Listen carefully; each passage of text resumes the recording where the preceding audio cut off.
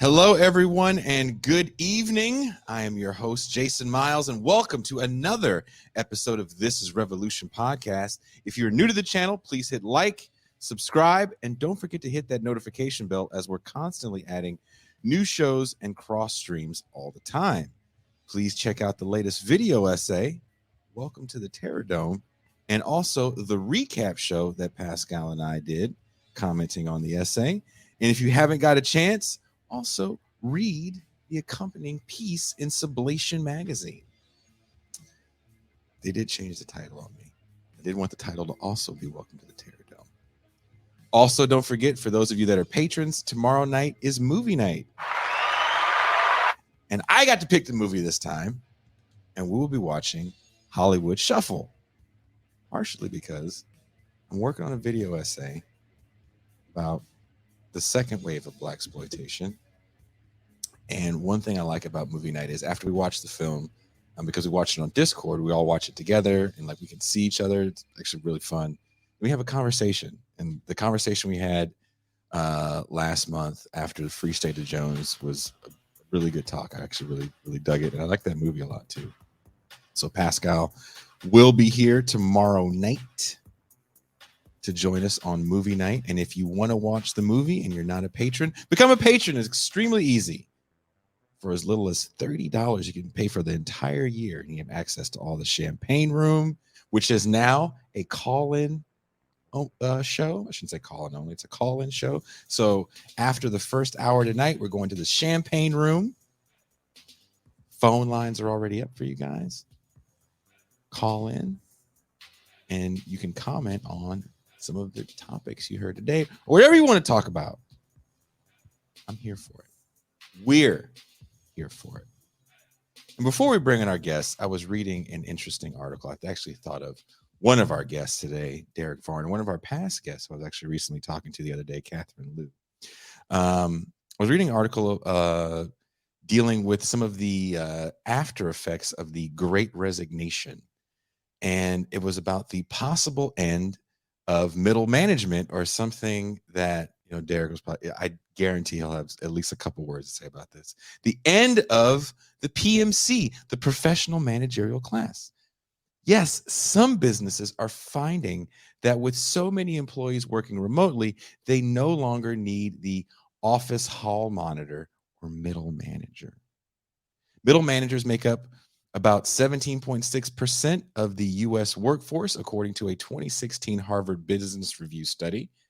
Companies like the one where you can find some of my writings, Medium, have chosen to go the holacracy route. What is holacracy, you say? Holacracy is a non-hierarchical, I said it right, structure. It's built around overlapping circles instead of top-down hierarchies. Manager titles are eliminated and managerial responsibilities are distributed among various staff members. While holacracy may seem like it creates a more democratic workplace, critics feel it really doesn't. It simply changes certain titles like manager to leader and adds some administration roles to people that didn't have them before. But one thing it does do is allow companies to lay off salary-heavy dead weight and give more responsibility without having to increase wages, under the guise of creating a more equitable workspace and adding to a positive live-work balance. Got to love capitalism. With that being said, let's bring in our dream team of news correspondents. And I want to, before I even bring these guys on, I want to thank them so much for agreeing to do this. It's really hard to not have Kuba and Pascal. Those guys needed a break. And I find it, I hate to say the word blessing, but it's a blessing to be able to reach out to these people and have them say, sure, no problem. So coming all the way live from a mysterious office in the Boston metro area is everyone's favorite sociologist, Zine Magubane.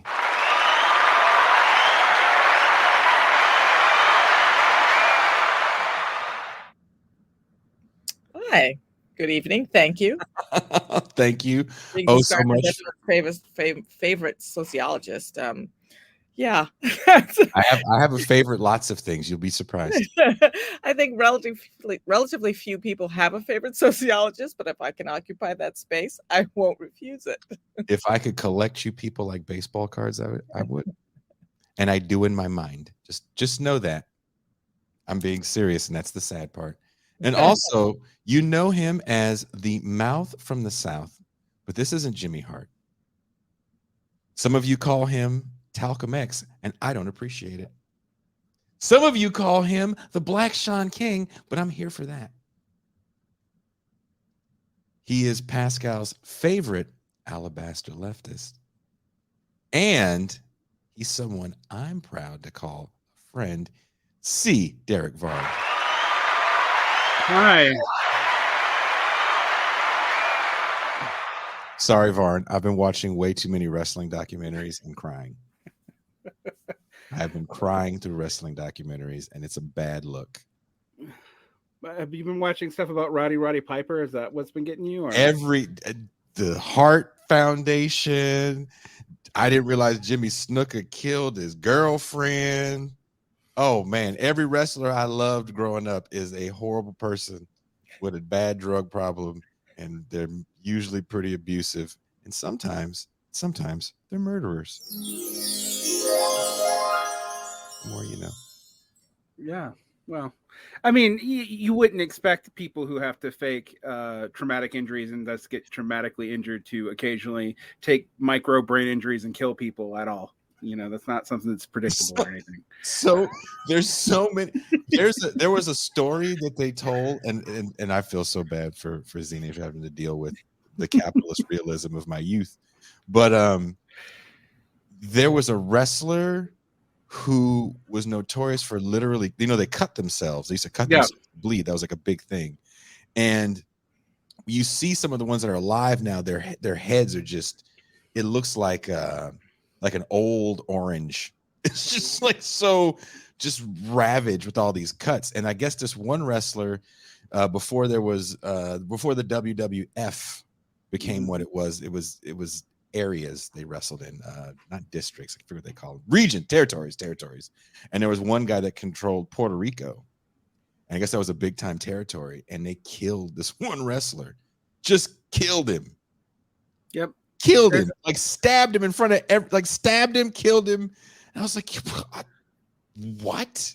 Yeah, there's a Mountain Goat song about that, believe it or not. But is it really? Yeah, there is. It's so much of it is just kind of mind blowing because it's not even about the whole kayfabe aspect of it. Like we're telling you about the pre-done outcomes. Like forget that. This is just the job itself, what it entails, the kind of abuse they put themselves through, and So very quick funny story. I don't want to get too much of your time with this, but one of my my best friends in high school, he was the son of Black Jack Garrett, who was a minor regional wrestler for the South. Mm-hmm. And if you did this in the 70s, like there wasn't anything for you when you quit. Like, so like he was like a shop foreman in Central Georgia. You know, that was his fate. And he actually was glad that he got out because like the damage they did to their body was severe. And he would show me like how I was completely uninterested in wrestling because he would tell me like, oh yeah, not only is it fake, but like we have razors in our hands all the time and we're cutting ourselves. And I'm just like, ew. So yeah. The one that got me the most, where I was just kind of a weeping person, was one wrestler, Owen Hart. I guess he was the last of all those Hart children to wrestle, and he was technically good, but he was coming up in the era of the what do they call it, the Attitude Era. And every time they would give him a character, they have writers for this. I didn't realize they have writers. And when they would give him a character to play, he'd be like, well, that would embarrass my family. This would make my wife look bad if I'm cheating on my wife. Like, I have children, I can't. And so he wouldn't play these roles. So finally, like, I'll just make you this stupid character. And so his whole thing was his family would videotape him all the time. And when they're interviewing his kids now, his son, they're asking his son, like, oh, what was it like growing up with your father? He goes, I had the greatest childhood ever because my parents were the most in love people and my father was the greatest dad. And I'm like, oh, wow. But he died. They had a stunt gone wrong and he was supposed to descend from the top of the arena and they had the wrong hook on him. And he instantly fell and died. And yeah. And his family will have nothing to do with wrestling, his wife and children, and they won't allow the WWE to induct him in the Hall of Fame.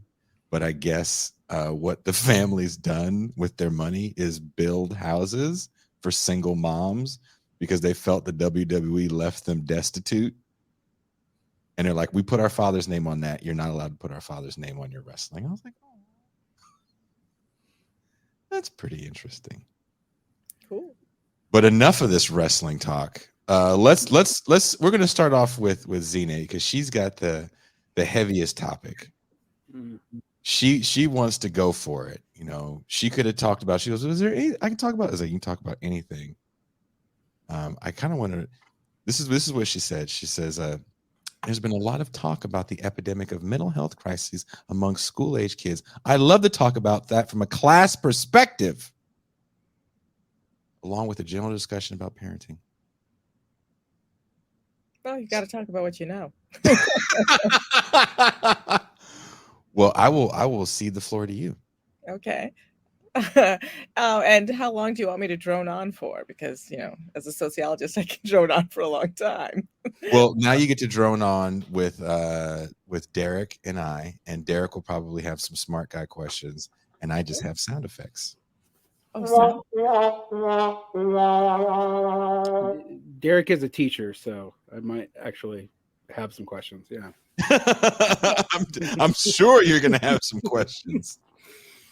Well, it's not like I'm a particular expert on mental health or anything like that, but as a mother and Marxist and sociologist who lived through the pandemic and its aftermath, and could not help noticing the proliferation of articles, everything from the New York Times to the Atlantic, about how, you know, women are breaking down during the pandemic, especially, and the aftermath, and now how kids are really, you know, spinning out lots of school fights, an epidemic of depression, a lot of student disengagement that teachers are talking about as well, both in the, you know, K through 12, and as a college professor, I see it a lot. And what I notice is the kind of shop-worn way of talking about it, that, as is the tendency in America, that tends to look at a big social problem and offer solutions that either bypass class entirely, like they will blame it on social media use, for example, video games, lack of parental engagement, the usual ways that actually tends to fall solely on parents as responsible for whatever is happening to their kids. And I think it became really acute during the pandemic about what it is like to raise a kid, to have a family in a country that has so devalued public goods. It's kind of interesting, that link with the wrestler that you talked about, that experience of poverty led them to decide that their legacy was building houses for single mothers, right? And, you know, when you look at, you know, really what is happening amongst kids in the United States, it's just become so clear to me that this experience of, you know, raising new humans, raising humans, it is one of those practices, for lack of a better word. You know, it is fundamental to keeping society going, but it can only be done with help from the collective.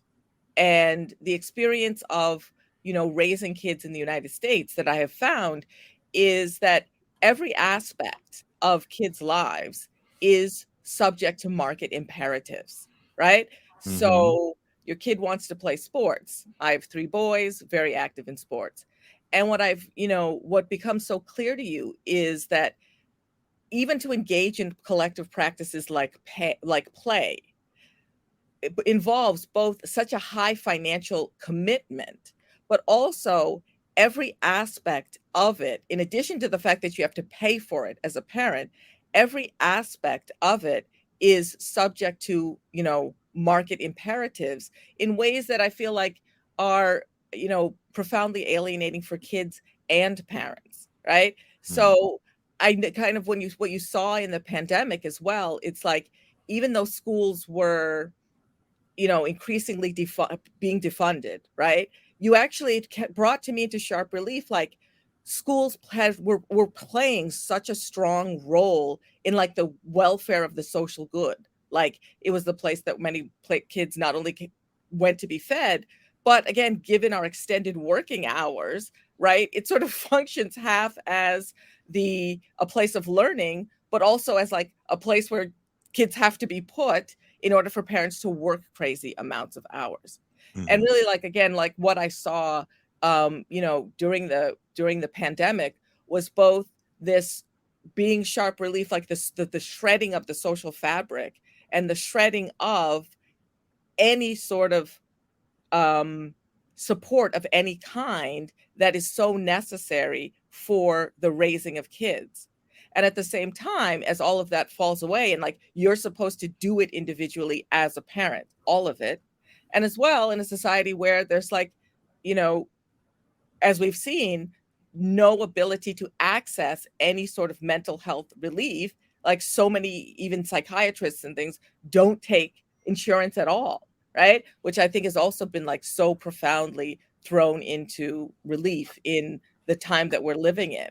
And yet, any discussion of that, what I noticed was like there was no talk about it. Was like all of this is falling on mothers became a sexism problem instead of a collective goods problem, right? Why aren't husbands doing more at home, right? Of course, whatever, you can argue about the division of housework and all of that, but it completely bypassed why are so many things, like why is the day structured, for example, around your working life, and you are solely a worker with no acknowledgement that most people belong to units, right? That they have caregiving responsibilities for people in those units, the older people, parents and so forth, but also the younger people.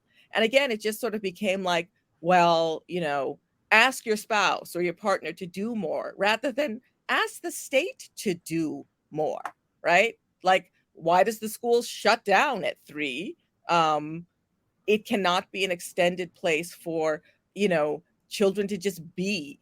So those are just some of the thoughts I've been having. Like any discussion about, children, families, parenting always bypasses any sort of notion about like how has our complete, privatization of everything worked to really like shred, a unit that necessarily has to be collective in some way, a family.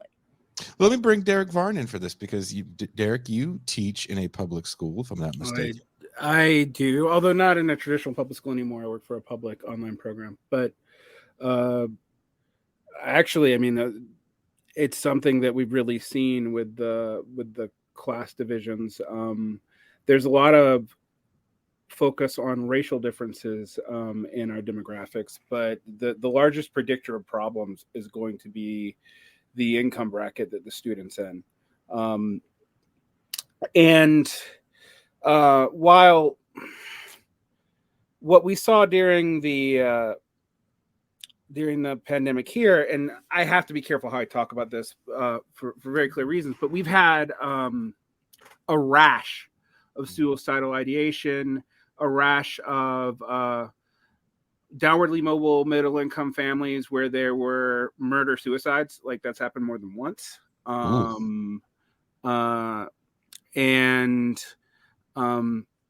It hasn't really been talked about as a class issue at all. And it's really frustrating actually, because out here in the Mountain West, we have the phenomenon of like land speculating Mormons. And so we have people who have stay at home mothers, but they can do that because of basically luck with the property values, particularly in the last 10 years here. And the entire school system out here is kind of set up with that assumption, even more than the rest of the country, and it's bad in general. I've taught in the South too.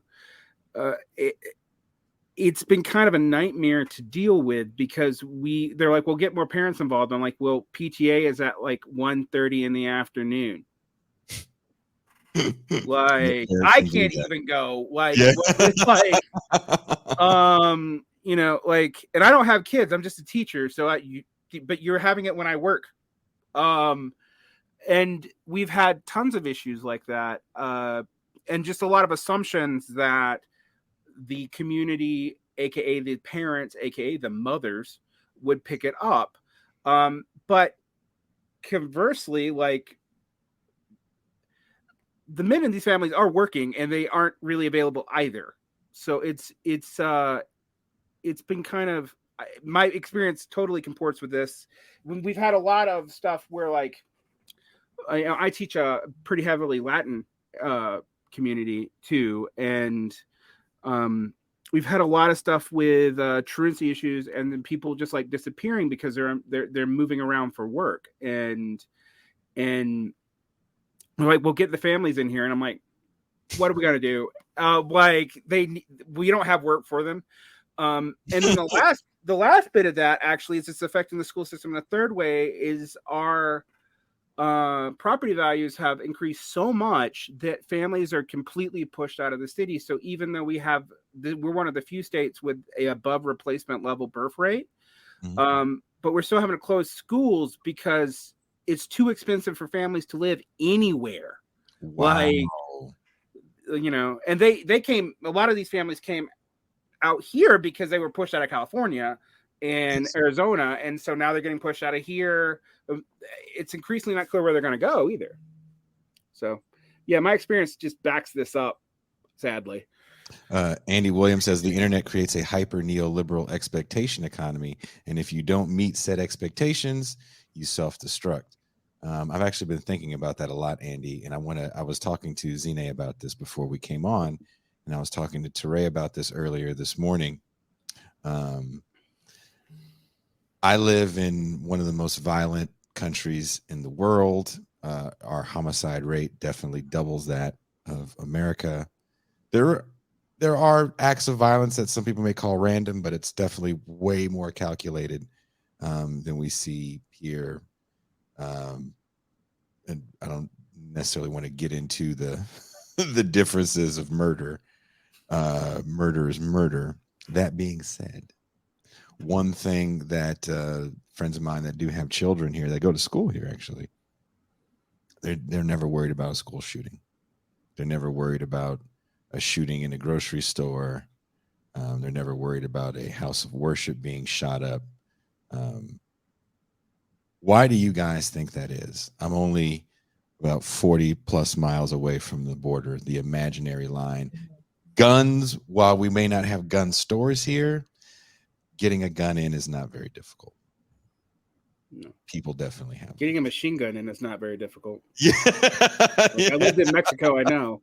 Like, you know what I'm talking about. Like we can't use them. Well, you can't buy guns. They're like, yeah, you can't buy them, but everybody I know has one. So I mean, occasionally people have tanks. Like, I'm not even joking. But yeah, I mean, but Mexico has actually a similar gun laws to Canada, but it doesn't matter. But as far as the other, I think about it a lot. I'm a teacher. On one hand, I statistically know that even as bad as it is, most of my students will never have to face that. And a lot of what we do to I honestly kind of detest the drills and stuff we do because we traumatize the kids. And frankly, we've done the same drills for 10 years if there was a shooter at this point, they know what we're going to do. They've all gone through the system and done the drills. It's I was actually like, yeah, I probably wouldn't actually do what you're telling me to do in an actual live shooting situation. And I live in Utah where you can concealed carry on campus, which is true facts. Actually, I can't break up a fight, but because I have a concealed carry permit, I don't own a gun anymore, but I do have a concealed carry permit. I could carry a gun to work, but I can't break up a fight. Not that I should be breaking up fights, because horrible things happen to kids when we do that. But like, that's absurd to me. Like that I could bring lethal force to my job and be fairly indemnified if I used it. But I can't stop kids from beating each other. What is your take on that, Zine? Yeah, I mean, it's one of those times. I mean, look, my PhD is in sociology, not psychology or what have you. But I just noticed that even when people talk about depression, they don't also talk about alienation, right? Like there are very sad people have been sad since time began, profoundly sad. But what I think we're actually seeing is well captured by the concept of alienation, right? Like people are profoundly alienated from the social whole, right? Which is in shreds. They're profoundly alienated because of precisely what you talked about, that so much of life in a capitalist society is just performance and theater, right? Like the theater of the drill, the theater of all of it. And children are also not stupid, and they are watching this thing happen. Like all people, they also are not given adequate explanations, like an adequate explanatory framework to even name what they're going through or provide some sort of coherent explanation. So when I see, again, lots of levels of disengagement, right? And you see it across all levels of class, as sociologists like to think of it, which is just like income stratification sort of things, right? I mean, you see it a great deal in the professional managerial class children as well. Not to weep tears for the PMC, but I think you can weep tears for their kids, because it's a profoundly alienating experience. And since children spend a lot of their time in schools whose imperatives are also like so driven by the market, right? Property values drive, and housing values go together, right? What's the first thing a real estate agent tells you? The schools are great. And the schools are not to be great to be edifying to children. They're great in the, whatever ways, like scaling the class hierarchy, great, or whatever. But again, it is a mechanism for driving up property values rather than education having any sort of intrinsic value. And then when kids are in these, their definition of great for schools, a lot of the time, at least in a place like where I live, is things like test scores. So again, and even children see this theater of, we never get breakfast at school. Like the whole day structured that your human needs must take a back seat to a time clock. And that's what I actually see schools as the mechanism for making sure you do. You don't eat when you want to eat.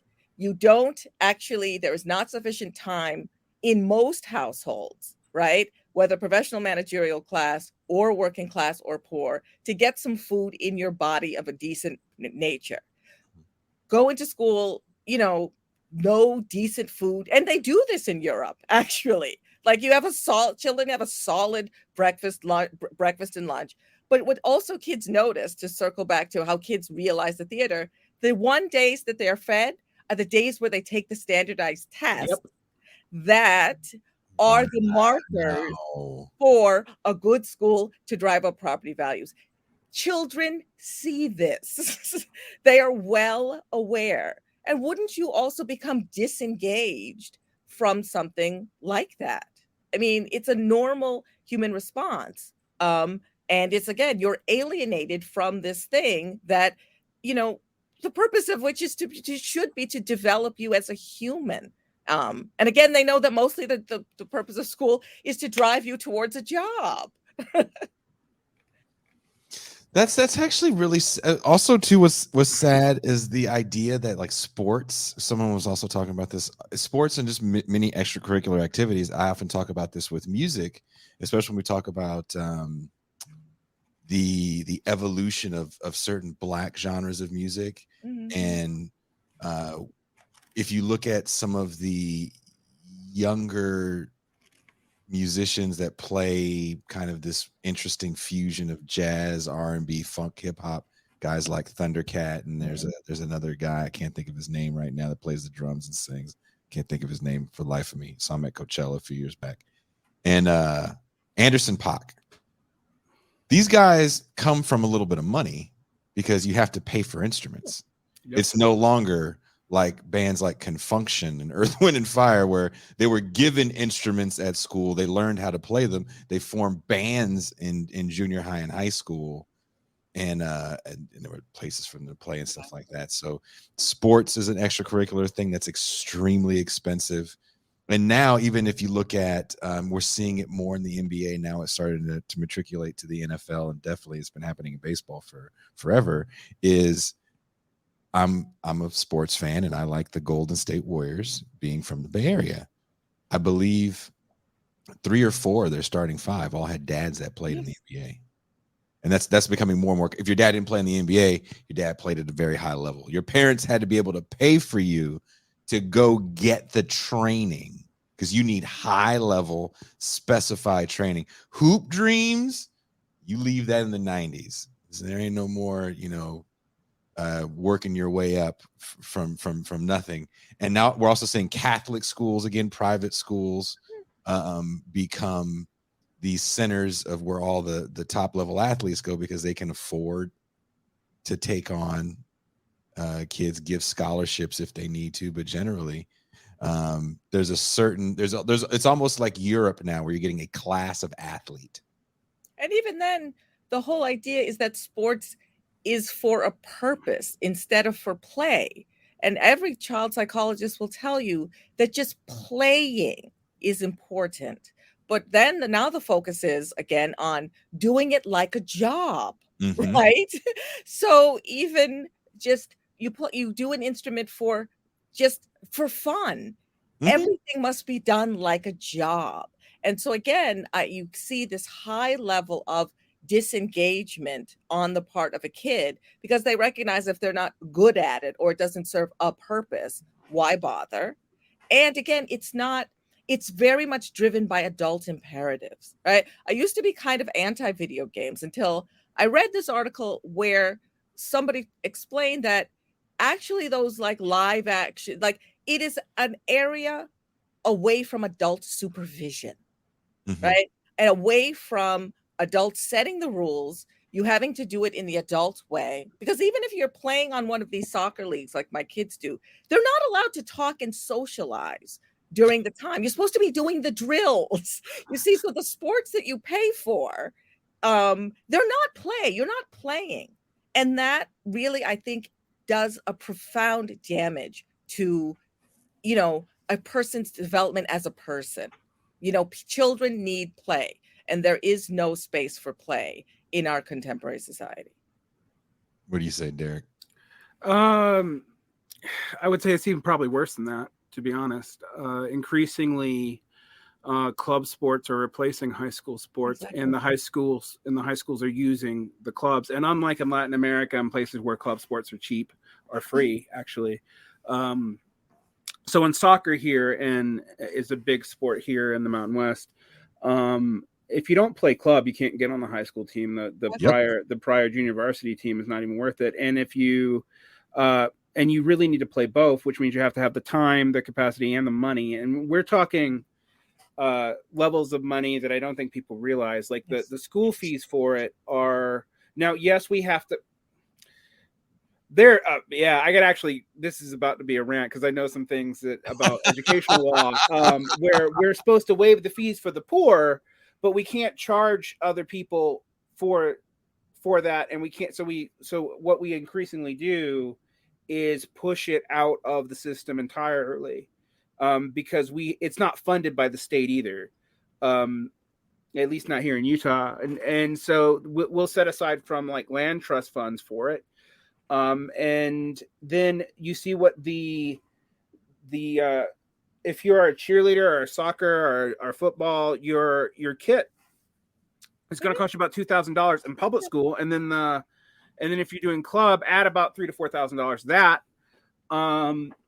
So that's all bad. We've cut most of our art stuff down to very elite things. And again, you need to buy your own equipment. And if you're going to be competitive, you pretty much can't do it off what you're going to get in a public school.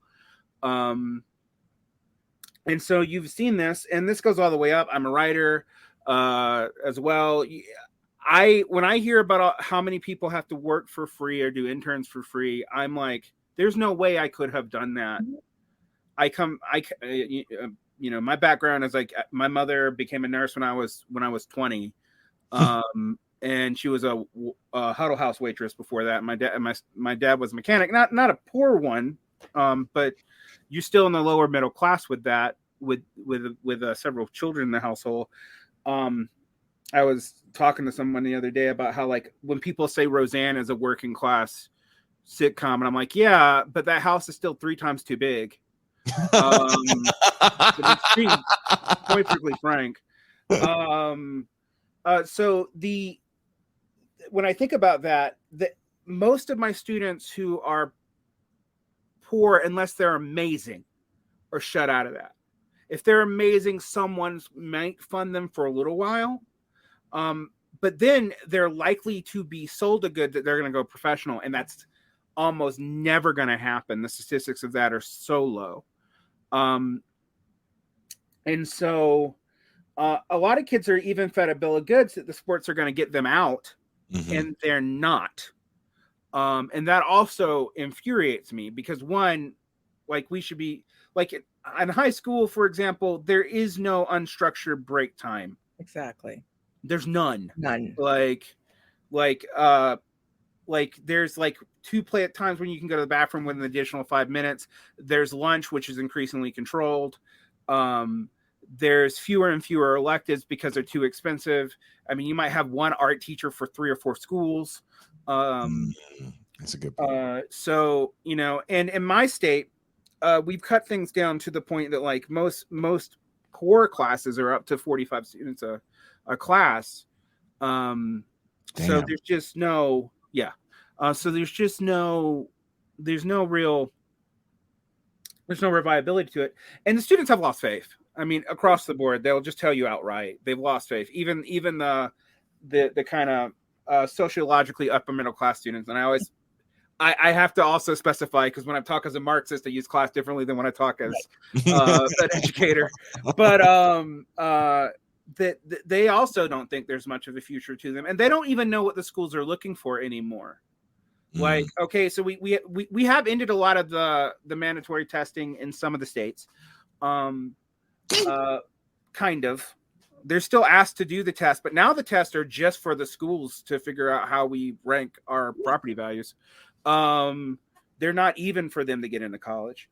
And so they don't know how to get into school. And I've been getting, part of my job has been trying to help poor kids get into better schools, for a long time. It's my own story. And I don't know how to tell them how to do it anymore either, except already have money. I mean, that hurts the soul, man. I mean, this conversation is not, I knew it wasn't going to be cheery. Yeah. Both of you guys would tell me what you wanted to talk about, but I didn't know we were going to go down such a dark rabbit hole. As a parent of a couple, there's a couple school age kids. There's a 15-year-old and a 3-year-old left. It is very sad. Like, but I'm finally at a point in my own life where I can do things now for fun. And I'm telling my friends now, hey, you're not going to write the greatest album in the world that people are going to care about in your 40s. Just do it because you want to do it, and you're going to have way more fun. Like, and let your kids know it's okay to have fun. Well, the interesting thing, I feel like it feels sad and dark because it feels like it's hopeless and there's no way out of it, right? But of course, we know there is a way out of it. And when we think about like, how do you get more people interested in class politics, right? Like, you know, when I think if people understood that so many of their private struggles, whether you are in the professional managerial class or you are working class or poor, because to link to the other comment about the club sports, right? It is also heavily resting on a great expenditure of parental time to drive to places, to go to very, very far fields, which I discovered are placed where they are because the fields themselves are a revenue generating enterprise. So it is not that your kid practices at the field down the street from their house. They're often tied to whatever club they're in. So you're driving these very long distances after a very long day at work. If you are not in the PMC, where you can to some degree control your hours of work, it's just out, right? Right. It assumes a full free Saturday, a full free Sunday, that you can leave work at these odd times. You know, it assumes a PMC lifestyle. But even for the PMC, it's not easy, right? Like you're also being ground down by boss demands and this and that, right? So again, if people understood that, you know, class politics are for you. When you struggle for public goods, it is not just for the great unwashed or the poor. It will make your life better as well. Like there is something that can be done to alleviate your situation. And I think why it feels so dark and hopeless is that there is that the solution is a solution that lies in class politics. Right. So again, I just think the hopelessness comes from the explanation that like change yourself or time management more or, you know, nothing can be done. But actually there are struggles that can be done. But even for, you know, parents to be able to organize and struggle at a school for, like, the state needs to give you more stuff. You need to tax, you know, we need to tax like the mall that's near my house more. Right? You know, people can actually get their head around like, oh, this incredible, you know, ennui, this alienation I feel, the fact that I am snapping at this kid all the time. Because believe me, and I'm guilty of this, if you have driven all those hours and you have sat there, right, you are going to get very annoyed with this child who's also whining and annoyed because they've had a hell of a long day. Like I notice how these tournaments, I'm like, how can you drive a kid to play soccer for 5 hours? Right? You know, if that the answer to your predicament, there is one that lies outside of you just being more efficient or your partner making more money or you going out and getting a partner to, you know, that there's things that you can struggle for that people have. And I think people get very hopeful when they actually realize there is a way out of my predicament. Or there's even a framework to understand it, because most people think it's just all their fault. You know, being a Marxist and a mother has been a really interesting experience as, you know, you realize like the degree to which so many of the issues are really well solved in the public arena, but you have as yet no avenue to get there.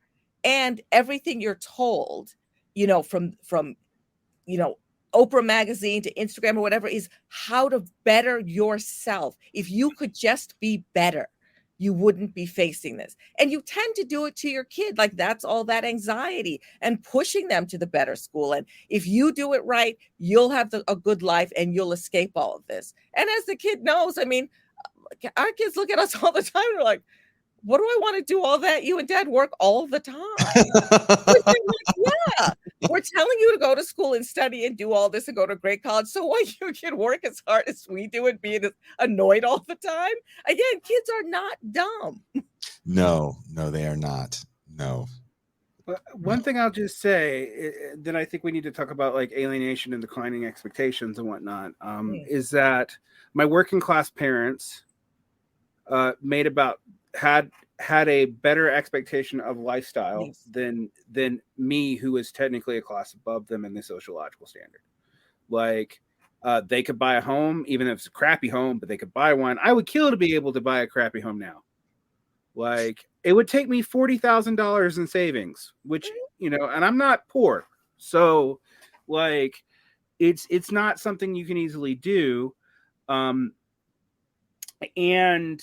people, I do think, I often get frustrated in America because the internalization is pretty deep here. And I've spent a lot of time abroad, and I will often push back on people like, oh, America's uniquely stupid. Like, no, it's really not actually. But people have bought in and feel like this has been naturalized to the point, and that's where, you know, the uniquely stupid might feel like it's coming from. And one of the things I find fascinating is like the resentment over stuff like student loans. Now, I actually do have issues with like just blanketly forgiving student loans because it's not going to fix shit.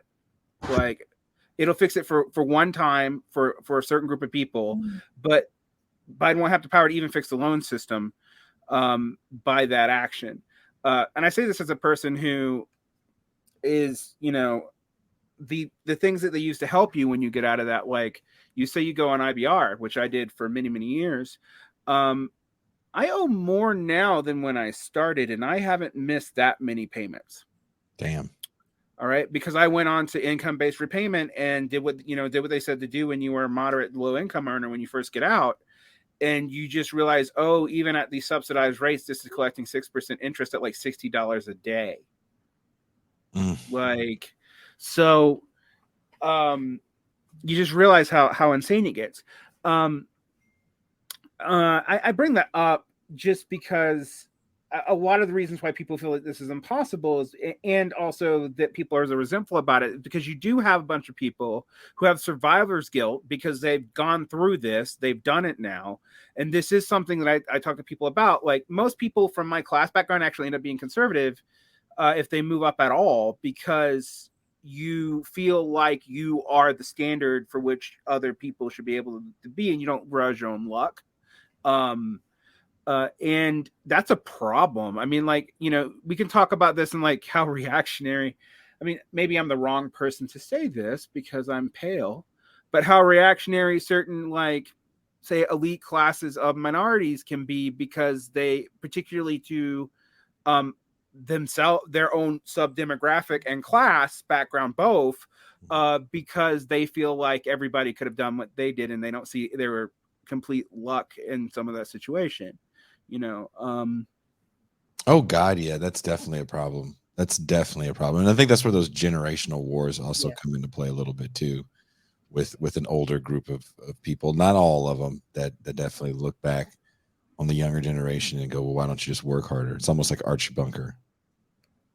Yeah, and again, when people don't actually, you don't have a strong structural understanding of how radically things have changed, right? Like, even when I went through school, being in my 50s, like, people were not indebted. Like, I went to an Ivy League school and my dad was able to pay for it reasonably, and I didn't come out with debt up to here. And my parents didn't have, like, it just wasn't a thing. I think, was it Clinton or somebody who deregulated the loan industry? Or was it Obama?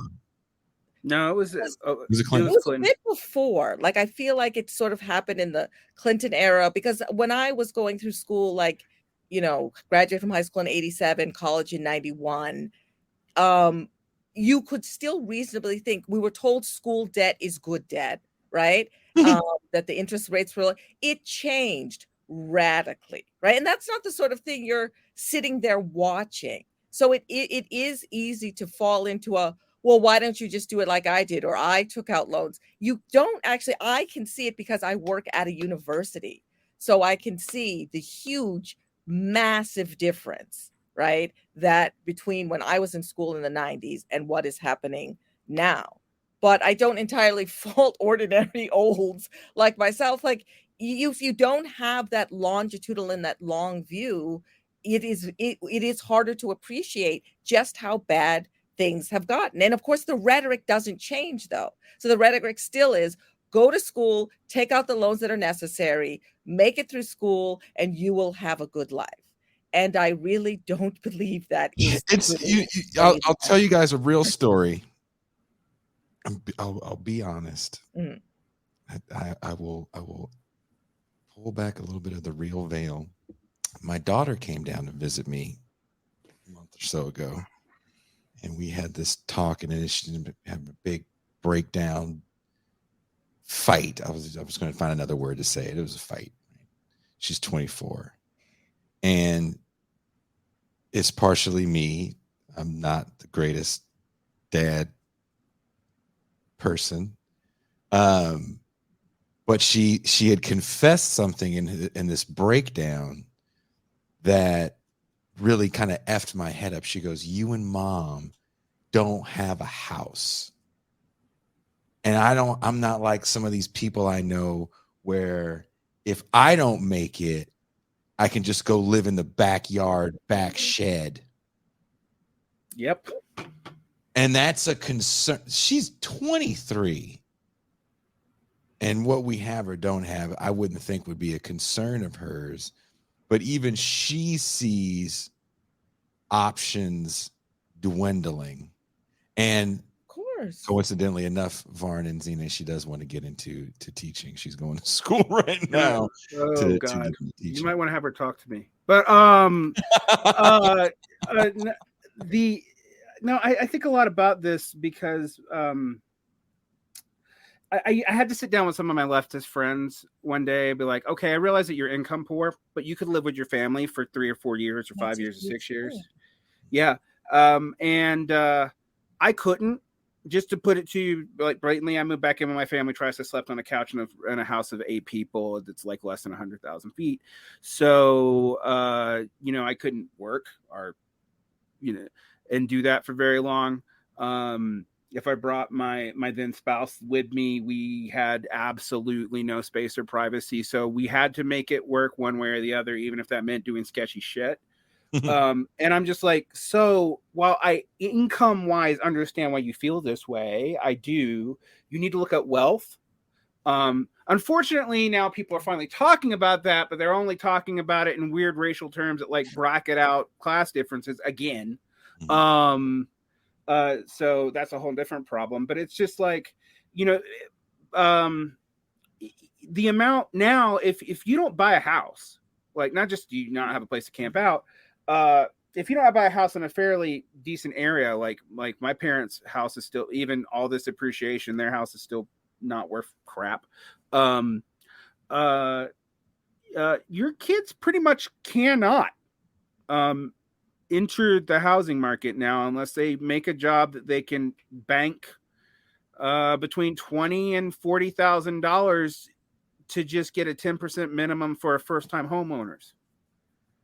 I mean, that's not in a city. That's like, my entire state right now, it's Utah. This is not a high-paying state. Like, the average home price here is $600K. Woo! Oh yeah. Whoo! You know what's so funny, man? I working in the homeless shelter. I work with cats that actually started to save money. You work with a lot of people that are out of the prison system, and when they actually like, I want to fly straight, I want to get my life right, they get real good with money. And I work with this guy, and he was like, I want to buy a house. And he knew I worked in finance when I was younger. He's like, Jason, can you help me and show me what I need to do? I'm start looking at houses. And I was like, okay. I mean, what have you saved? You said you saved a bunch of money. What you saved? He said, I saved $29,000. That's a lot of money to save. Yeah. He wasn't making 6 figures. And I looked at him and I said, check this out. That might cover your closing costs if you can find a 3% down FHA loan. And he was like, which means you're going to take out another loan for the other 7%. Yeah. He's like, I don't want to talk to you anymore. And I wasn't trying to be rude. I wasn't trying to crush anybody's dream, but there's just a reality. Again, I say this all the time. I'm not living in Mexico because I like surfing and tacos. I'm living in Mexico because I can't afford California. I can legitimately buy a house here. And I mean, I think what your daughter was also speaking to is that so much of what a regular middle class lifestyle, it assumes that there are parents to do all kinds of things, right? So even to get that high paying job or whatever, you've done an unpaid internship, like, or the people move the old, I'm going to move home with mom and dad, which assumes that there is a home with your extra bedroom and all of these things, right? To be launched into a middle class lifestyle, which was not the case for my parents who came here in the 60s, or for me who grew up in the 70s or 80s. But looking at my own kids and, you know, my sister's children, it is an extended adolescence of being pretty dependent on your parents, even if you're working super hard, right, to be able to be launched into adulthood. And we can see this with, you know, sociologists tell us the declining numbers of children that people are having, the delayed marriages, you know, happening again across the board, that really reflect this underlying economic condition. Varn, do you have any words? I As we mean, head up to the hour. you know, as a person who gave up a house not to screw someone else, you know, a cancer survivor in an unfortunate situation, and the options were to make them sell their home and split, and where we neither one of us could have bought a new house with it, actually, even with the appreciation, or to give it up and just, you know, ask for my part of the down payment back, which itself was messed up. It sent this spiraling since the things since out of my head, because what I had to do to get that house was to leave the country for 10 years, be a mercenary basically, in education, but still, I mean, I went and worked for the richest people in the world to save up and would like assuage my conscience by teaching poor kids in the rancheros.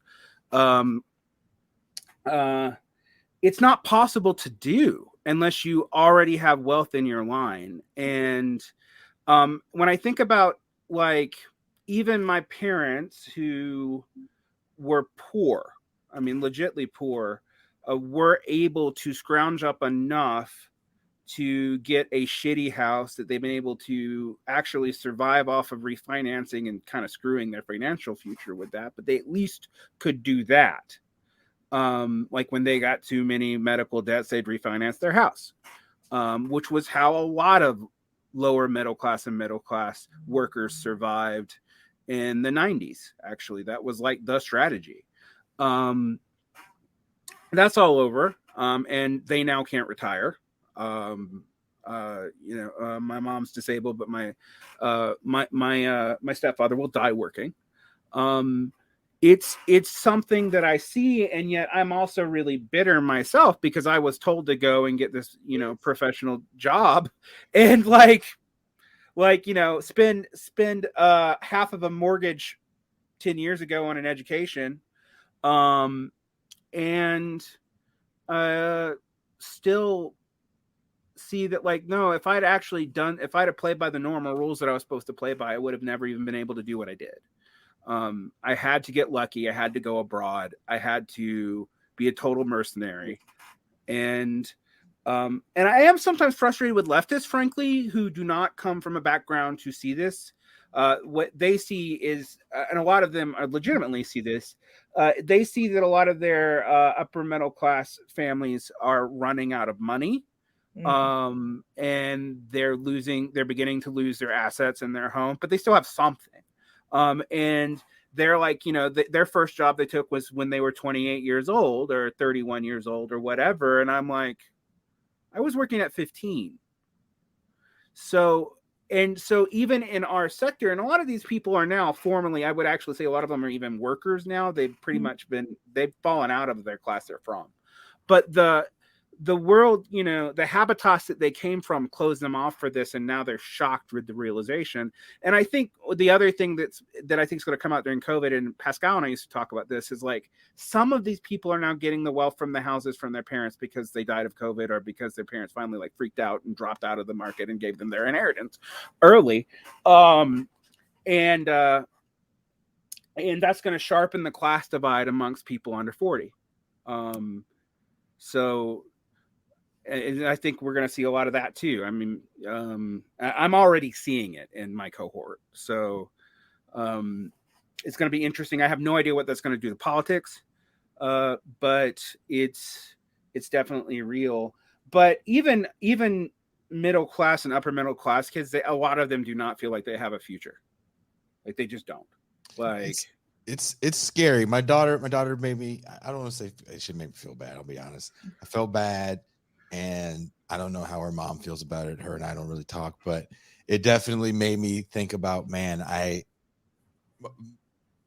was in a similar situation as her, but I had grandparents, or at least a grandmother that was a homeowner. So there was definitely a home in the family that I knew of. So the reality that home ownership is becoming more and more of a pipe dream. I've been saying this for the last few months. I think we are in a state of collapse. I don't think it's around the corner. I think we're in it. So there's no sign that says, hey, this is collapse. And how we navigate it is going to be extremely important. That being said. And I just want to say one last thing. And isn't it horrible that a home, no human being can live without shelter, is more or less seen pretty much as a driver of wealth accumulation? Like this should be a basic human right. Like this is something you need as a human being. And just the barbarity of the fact that it is not only a commodity that made a commodity that's necessary to have anything in life, right? But it's just the way that housing shifts in a capitalist society, right? Like shifts to, we forget that the primary purpose of a home is that every human being needs a place to stay, right? I mean, it's like, so to me, it's so absolutely horrific. And again, most of our conversations. Let's end on this very good note. I want to end on two good notes. First of all, can we admit that Varn and Zine came in and killed it? Here it comes! Oh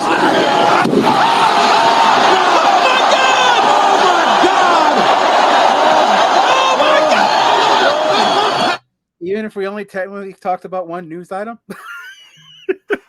Hey, brother, we got the whole champagne room. And I also want to give you guys some good news. I saw in the San Francisco Chronicle today that Mayor London Breed was going to dump $67 million into permanent supportive housing, which is something we talked about on the show on Tuesday. For whatever reason, people didn't want to watch that show. I don't know why. Go back and watch it. Our show Pascal and I did with our very good friend Randy Shaw, who also we found out was a friend of Adolph Reed as well. I hit Randy up. I was like, hey, Randy, I saw this in the paper. What is this? He goes, well, we have been pushing for more money. And the Chronicle wrote a nasty hit piece that Randy was basically on here to defend himself on.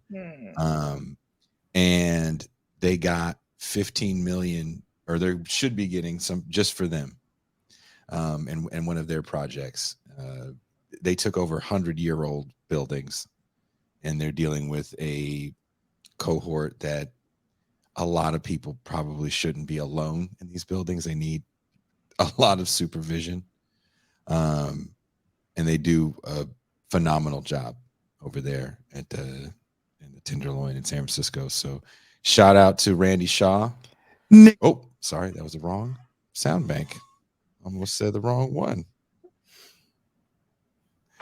Shout out to Randy Shaw and all the cats over there in the Tenderloin supportive housing. They did it. He didn't tweet about it. They actually had an on-the-ground movement of people in the community, unhoused people in the community, putting enough pressure on politicians that they got the money that they needed. So on that note, we are heading into the champagne room. If you do not have champagne room access and you would like champagne room access, become a patron. If you are a patron of Derick Varn, you can have champagne room access for this show. Derick, I will send you the link out so you can share it on your Patreon as well, because that's what comrades do. If you want access to either Varn's champagne room or this champagne room, I don't care where you go. Just please go and try to get access. We want to have a very crowded champagne room. We don't want the exclusivity. There's only one way to do it. Well, with me, there is. I can't speak for that motherfucker. But it's patreon.com/bitterlake presents. For as little as $30 for the year, you can have all the champagne room access. And Varn, what is your Patreon? A price or where it's at? Varn Blog at Patreon, and price. I have a cheap thing for $3, and that gives you access to this kind of stuff. And I have a $10 level for those who want to actually make me do work. So they actually get to tell me what I have to research by vote. So, yeah, I try to. If you're a Patreon for $3, I will throw you guys this link. You can come watch us. So that's about 250 people. So, and also, I put a link to Zine's latest piece in Nonsite. She came on the show almost a month ago to talk about that piece. It didn't come out till a while afterwards, but there is a link to that piece in the description of the show. Thank you guys so much. Please enjoy the capitalist realism of my youth over a beat I made for my 3-year-old.